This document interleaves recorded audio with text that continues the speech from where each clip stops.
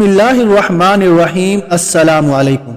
عرب سرزمین پر محبت کی کئی لازوال داستانوں نے جنم لیا ہے۔ ان میں لیلا اور قیس، عجوہ و سلمہ، انطرا اور ابلہ، جمیل ابن معمر اور بسینہ بنت حیان معروف ہے۔ عرب تاریخ میں قیس نام کے دو مجنوؤں کا ذکر آتا ہے۔ ان میں ایک قیس بن ملاح جو لیلا کی محبت میں گرفتار ہوا، اور دوسرا قیس بن زلیح ہے جس کا قصہ لبنہ نامی ایک خاتون سے منسوب ہے۔ سعودی عرب کے کئی پہاڑ اور وادیاں محبت کی لازوال داستانوں کی گواہ ہیں۔ عرب شعراء کے علاوہ اردو کے ادیبوں، شاعروں نے بھی سعودی عرب میں جنم لینے والی محبت کی داستانوں کو اپنے انداز سے بیان کیا ہے۔ عرب سرزمین کی محبت کی ادھوری داستانیں دنیا کے سامنے آئیں تو مغرب کے رومیو جولیٹ کی طرح شہرت پائیں۔ انطرا اور ابلہ کی کہانی سنتے ہیں۔ انطر کا اصل نام انطرا بن شداد الابسی تھا، جو بہادر اور جنگجو قبیلے ابس سے تعلق رکھتے تھے۔ 525 میں پیدا ہوئے اور 608 ہجری میں انتقال کر گئے۔ انطر عربوں کے مشہور اور قادر الکلام شاعر تھے۔ اسلام سے پہلے شعراء نے جو لازوال قصیدے لکھے، انہیں کعبۃ اللہ کی دیواروں پر لٹکایا جاتا تھا۔ ان قصائد کو معلقات کہا جاتا تھا۔ انطر ان عرب شعراء میں سے ایک ہے جس کا قصیدہ معلقات میں شامل کیا گیا۔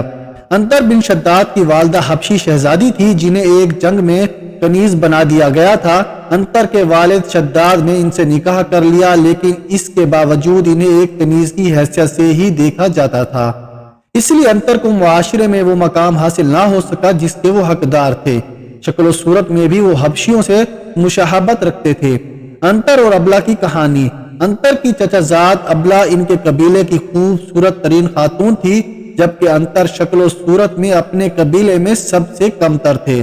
انطر ابلہ کے حسن کے گرویدہ ہو گئے اور انہیں اپنا دل دے بیٹھے۔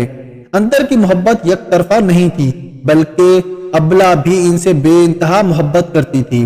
انطر ابلہ کا پیغام لے کر اپنے چچا کے پاس گئے، مگر انہوں نے رشتہ دینے سے صاف انکار کر دیا، جس کے بعد خاندانی دباؤ میں آ کر چاچا نے ابلہ کا رشتہ دینے کے لیے 100 نعمانی اونٹنیاں بطور حق مہر پیش کرنے کی شرط رکھ دی۔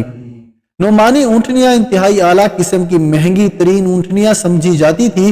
ان کی قیمت آج کے دور کی 100 مرسڈیز گاڑیوں کی قیمت کے برابر تھی۔